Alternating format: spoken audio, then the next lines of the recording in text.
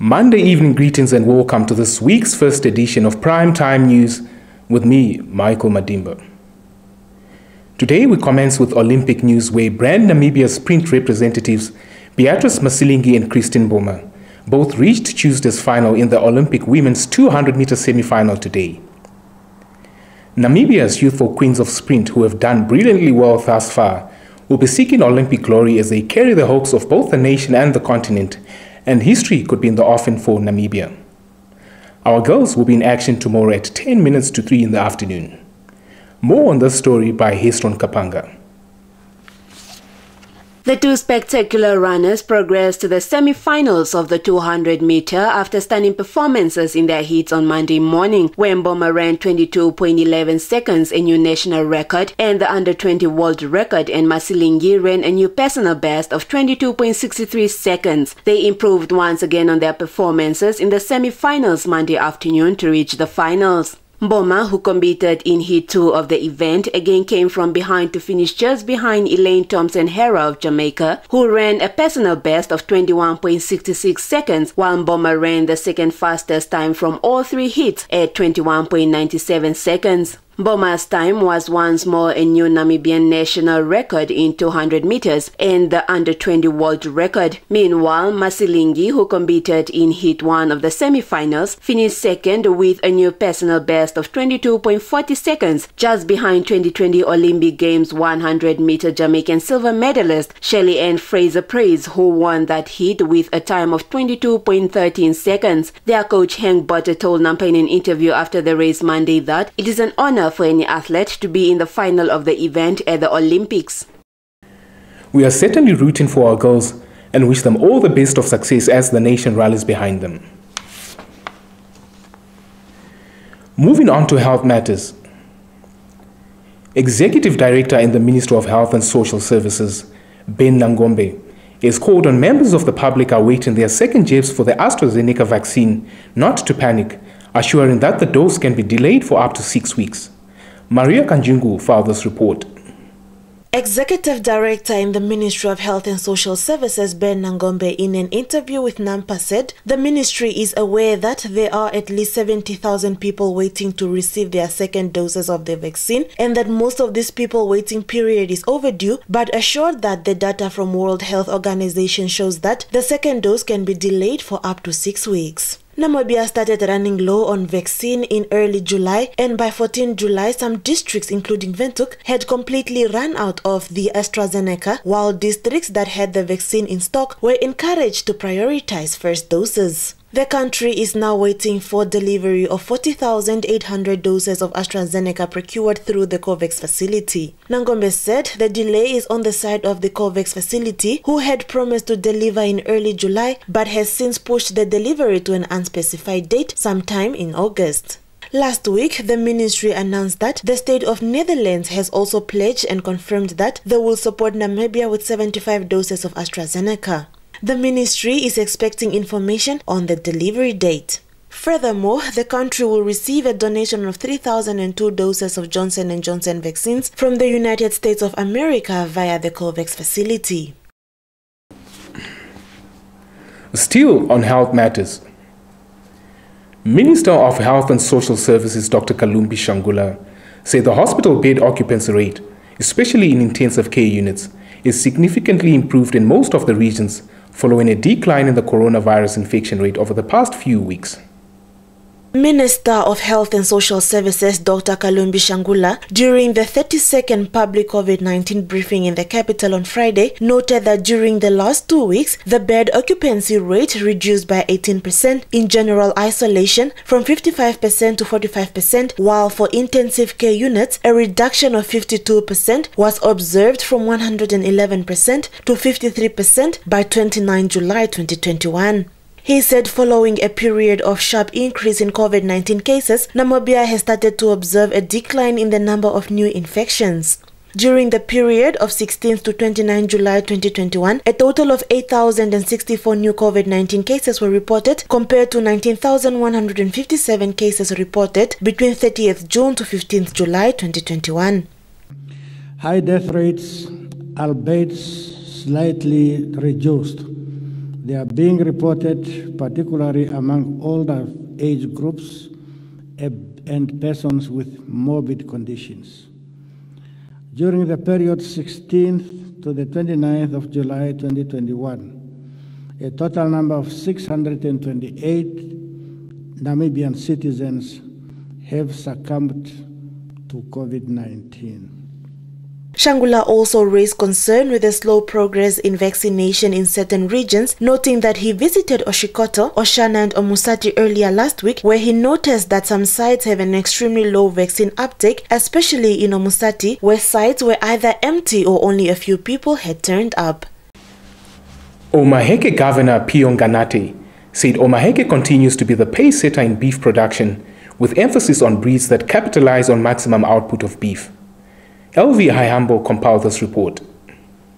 Omaheke Governor Pio Nganate said following devastating droughts that peaked in 2019, adversely affecting farmers and leading to the death of livestock, Nganate said the good rainfall experienced by the region had a positive impact on the rangeland, which he said is currently on the verge of recovery. He added that the market remains steady on the high side throughout this year, stating that over 300,000 cattle are expected to pass through auction pens in 2021 alone. According to the governor, the Directorate of Veterinary Services in Omaheke facilitated 111 auctions during the 2020-2021 financial year, through which a total number of 61,393 livestock was sold. In addition, Omaheke achieved an estimated 61% overall progress in budget execution for rural development among numerous programs, including rural sanitation, where an amount of 1.8 million Namibian dollars out of a total of 2.2 million Namibian dollars was used to pay contractors to construct 226 dry toilets in all 7 constituencies in the region.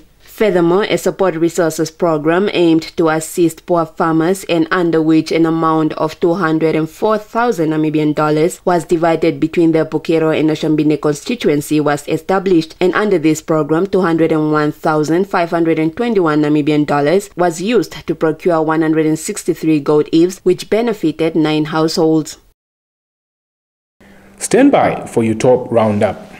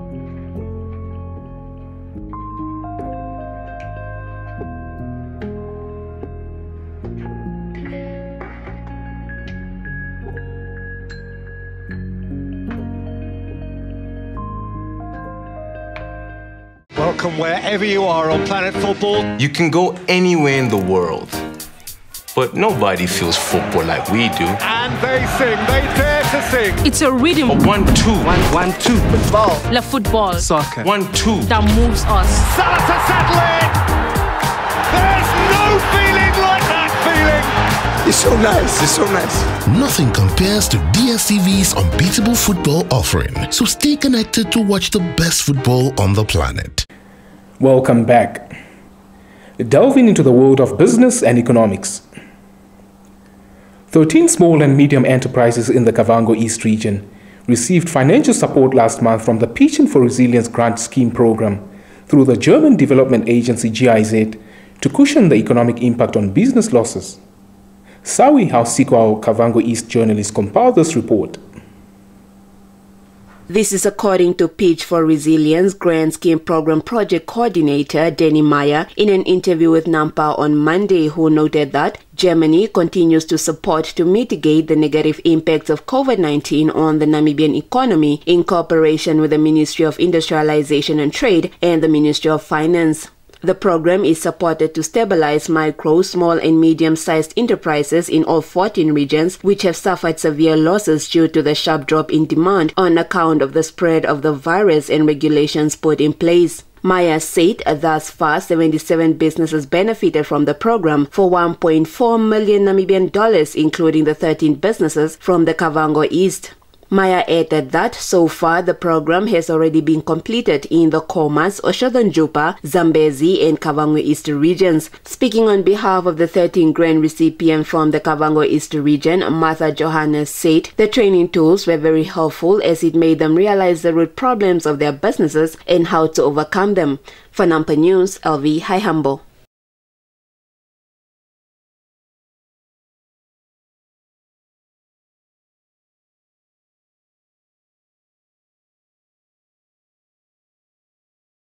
Moving on to the business of oil.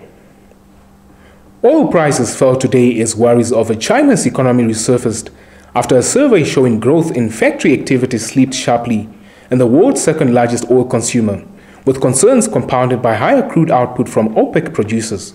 More on this story by Reuters. Brent crude oil futures skidded 81 cents or 1% to $74.60 a barrel, while U.S. West Texas Intermediate crude futures dropped to 69 cents or 0.9% to $73.26 a barrel. China's factory activity expanded in July at the slowest pace in nearly a year and a half as high raw material cost, equipment maintenance and extreme weather weighed on business activity, adding to concerns about a slowdown in the world's second biggest economy.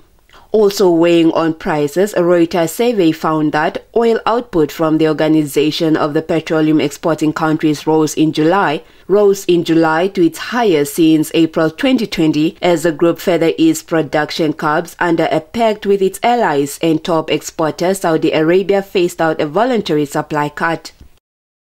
We will be back after the business and economics roundup.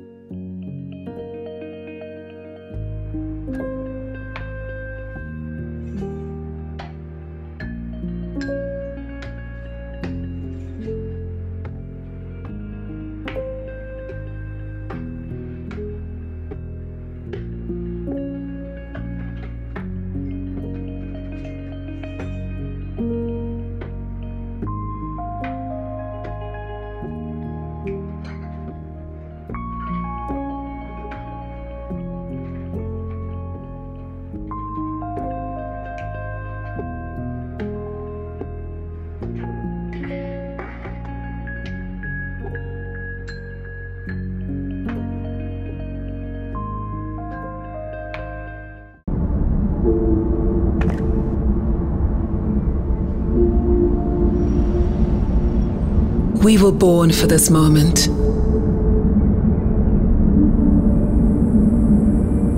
For every rise, every fall, to make the impossible possible.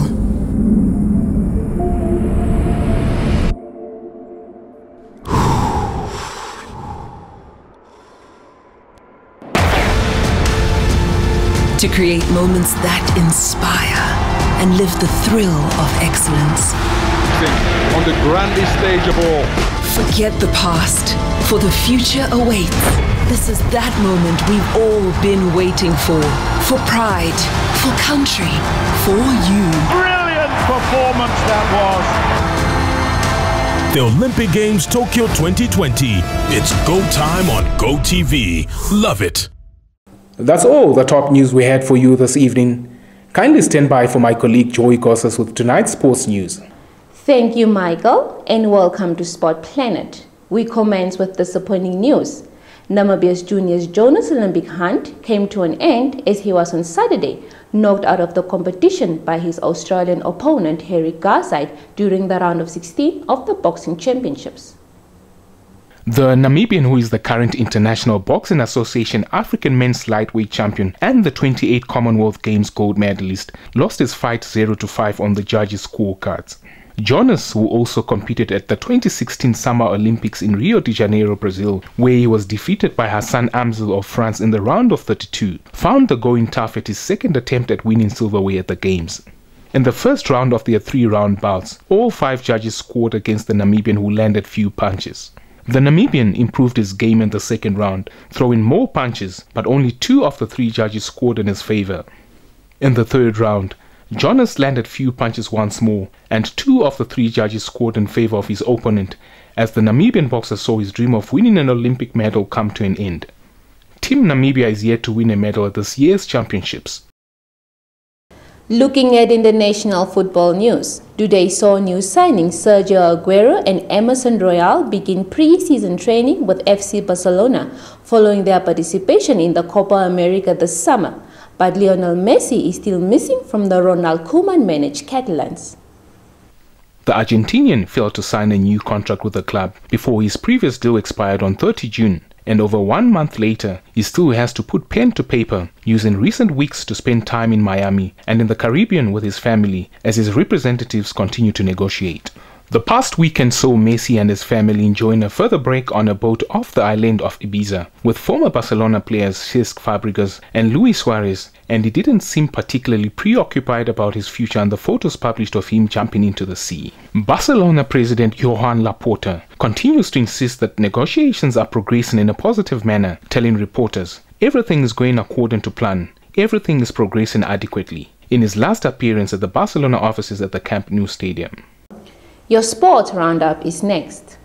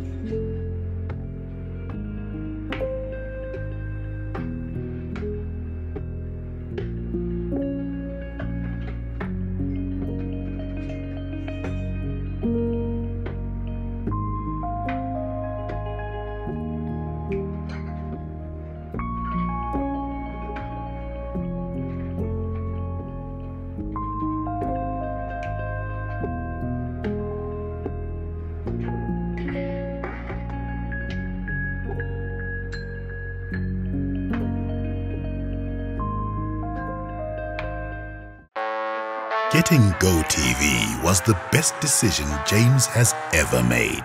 See, James has always watched football wherever he can. Sometimes it got awkward. It was never really comfortable. And finding a good place to watch became more and more difficult, not to mention costly.